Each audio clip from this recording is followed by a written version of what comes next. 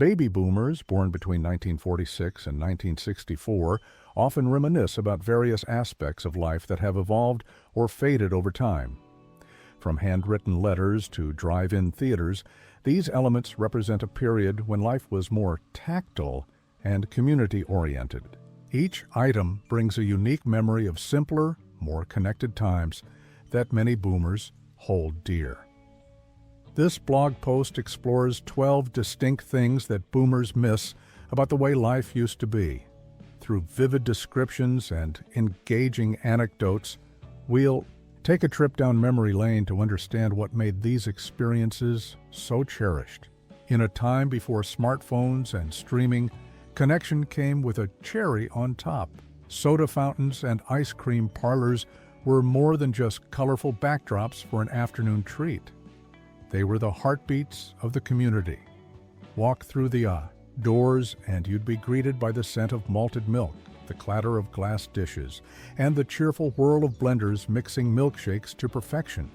Teenagers in poodle skirts and slicked back hair filled the stools, elbows brushing as they leaned in to share stories, secrets, and sundaes. This image takes us right back to that golden era. A trio of soda jerks, or fountain girls as some called them, dressed in crisp pink blouses and timeless smiles, welcoming locals like family. Behind them, shelves brimming with syrup bottles and candy jars glisten under the glow of neon signs. And above all, there's that unmistakable spirit, vibrant, carefree, and full of life. For baby boomers, these places weren't just about ice cream. They were sanctuaries of simplicity, a place to laugh with friends, nervously sip from the same straw on a first date, or make memories that still linger like the aftertaste of a root beer float. The soda fountain was tradition, a reliable stop in the rhythm of everyday life. There was a time when the dinner bell wasn't a notification. It was a sound that brought everyone home. For many baby boomers, family dinners weren't just a routine, they were a sacred ritual. Every evening, as the sun dipped below the horizon, families gathered around the table, united not by obligation, but by love. Meals weren't rushed affairs eaten on the go. They were slow, intentional moments served with care and savored with conversation. This image tells that story without saying a word. A father, a mother, children of all ages, all seated around a table adorned with a modest tablecloth, fresh flowers, and homemade food. No distractions, no screens, just the comforting hum of togetherness and the clink of silverware punctuating laughter and stories from the day. Before banking became a swipe on a screen or a password in the cloud, it was a handshake across the counter. For many baby boomers, a visit to the local bank wasn't just a chore, it was a ritual. Banks like the one in this image stood proudly at the center of town, often built with marble columns and stone facades to reflect their role in society. Strength, trust, permanence. They weren't just buildings, they were institutions, both in architecture and in meaning. The American flag waving above wasn't just patriotic flair. It symbolized stability, confidence, and civic pride. Inside, the atmosphere was warm and familiar. Tellers greeted customers by name, often asking how the kids were doing or commenting on the weather, not because it was protocol, but because they genuinely cared. You weren't an account number. You were a neighbor, a friend, part of the same community fabric. Before texting, swiping, and emojis, communication began with a simple whirl. The rotary phone wasn't just a device, it was a daily companion, proudly perched on a hallway table or kitchen counter. This soft green relic, now a vintage treasure, once rang out with purpose. Its unmistakable bell signaled more than just a call. It summoned connection, urgency, or excitement. And to answer, you didn't just tap a screen. You lifted a heavy receiver and leaned in, ready for a real conversation. The act of dialing was a ritual in itself. Each number required a deliberate twist of the finger, the dial spinning back with a satisfying click. There was no room for multitasking. You had to be present, listening to the soft hum of the line, waiting for the first hello, and often hoping no one else in the house picked up the extension. These phones encouraged something modern. Devices rarely demand patience. Calling someone meant commitment to the moment, to the voice on the other end, and to the time shared in that connection. There were no distractions, no scrolling, no background noise of notifications. It was just you and the person on the line, tethered by a curly cord and genuine attention.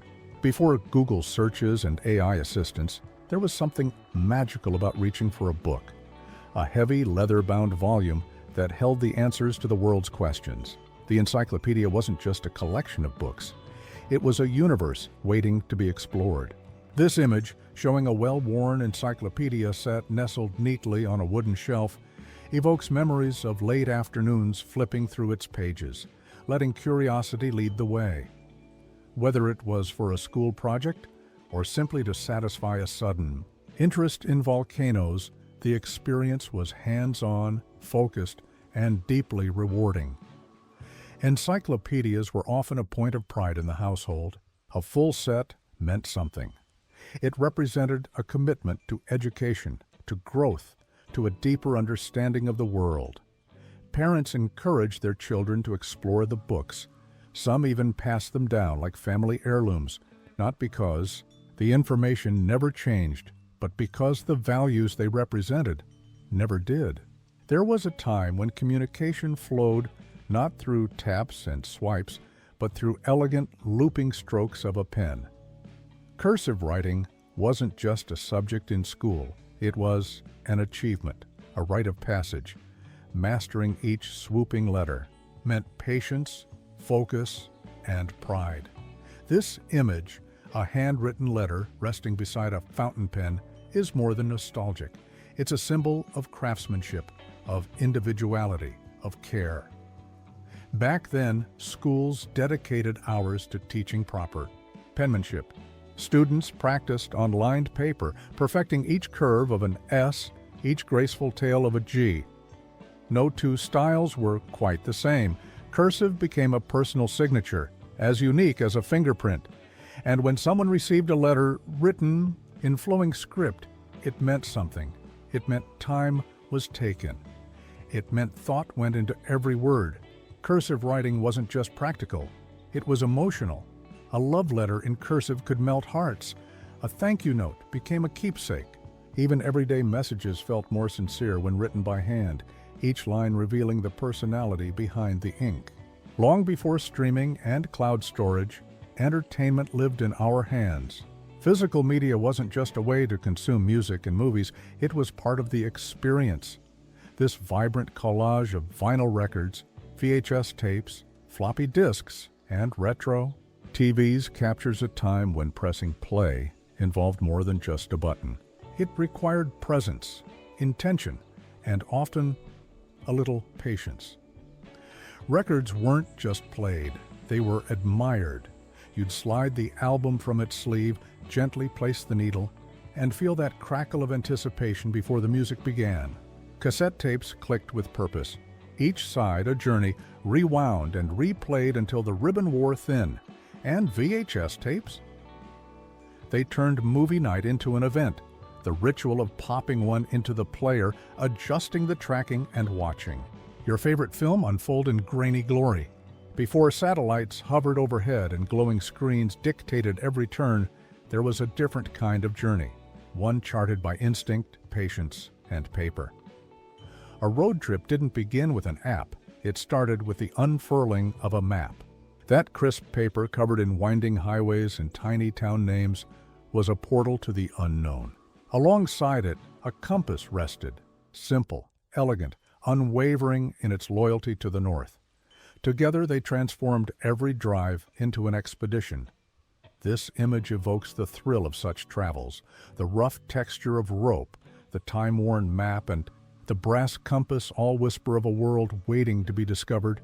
Boomers remember gathering around the kitchen table before a trip, tracing routes with their fingers, highlighting stops with ink, dreaming out loud of roadside diners, national parks and detours that might just lead to something unforgettable. Navigation back then required more than data. It called for intuition, for reading the landscape, for trusting your gut when signs were few and roads turned quiet. Getting lost wasn't a failure. It was part of the adventure. Some of the best memories were born from the unexpected. A breathtaking overlook not marked on the map, a forgotten town with the world's best pie. Click, boo, and wait. Before the age of instant previews and unlimited cloud storage, photography was a dance between light and time.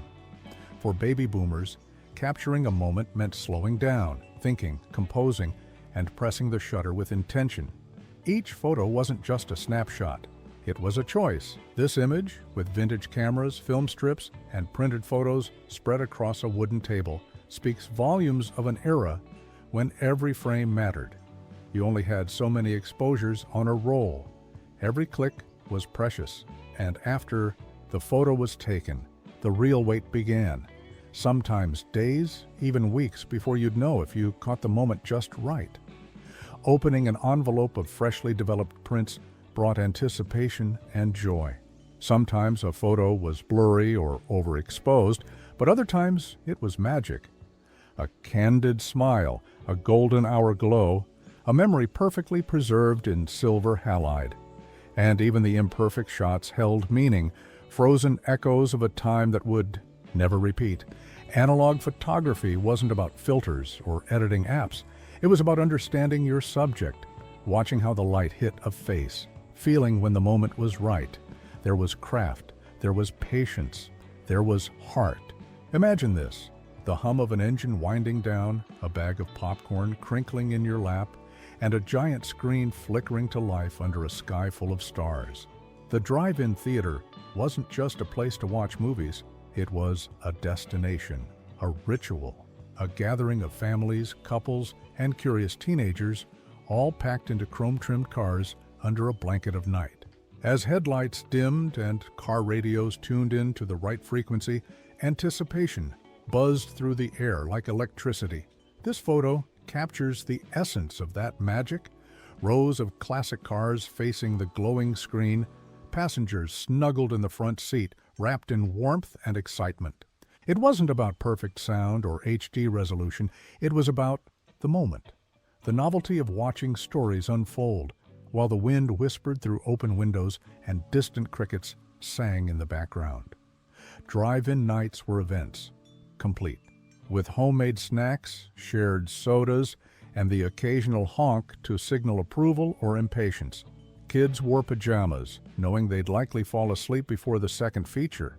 Teenagers navigated first dates from behind the steering wheel. Parents found a rare pocket of peace united by film and sky. It begins with a gentle hiss. The sound of the needle finding its groove. Vinyl records weren't just a way to hear music. They were the music. Every album was a ritual, from sliding the disc out of its sleeve to carefully placing it on. The turntable. The act of listening was deliberate, immersive, and beautifully analog. This image, with its warm tones and cozy setting, captures the heart of that experience. The turntable ready, records stacked, sunlight pouring through the curtain like a silent rhythm of its own. There was a richness to vinyl that went beyond sound. You didn't just hit play. You chose what to hear. You felt the weight of the record. You studied the grooves, admired the album art, and lowered the needle with a steady hand. Then came that first note. Warm, crackling, alive. It filled the room and pulled you in, note by note, until you were lost in melody and memory. Vinyl made music personal. You had to be present to flip the record at just the right time, to respect the medium, to savor the sequence of songs as the artist intended. It wasn't about shuffle mode. It was about surrender. There was a time when love, longing, and friendship traveled by ink. The handwritten letter was far more than words on a page. It was presence, the careful press of a pen, the curve of each letter, the subtle choices of ink and stationery. This image, with antique glasses, a weathered key, and old letters resting beside aged books, reminds us that communication was once a tactile art. You didn't just send a message, you sent a piece of yourself. Writing a letter demanded time, thought, and emotion. There was no delete button, no autocorrect. Each sentence mattered. Each word was chosen with care. Boomers remember waiting eagerly for the postman, checking the mailbox with a hopeful heart, knowing a simple envelope could bring news, comfort, or joy from miles away.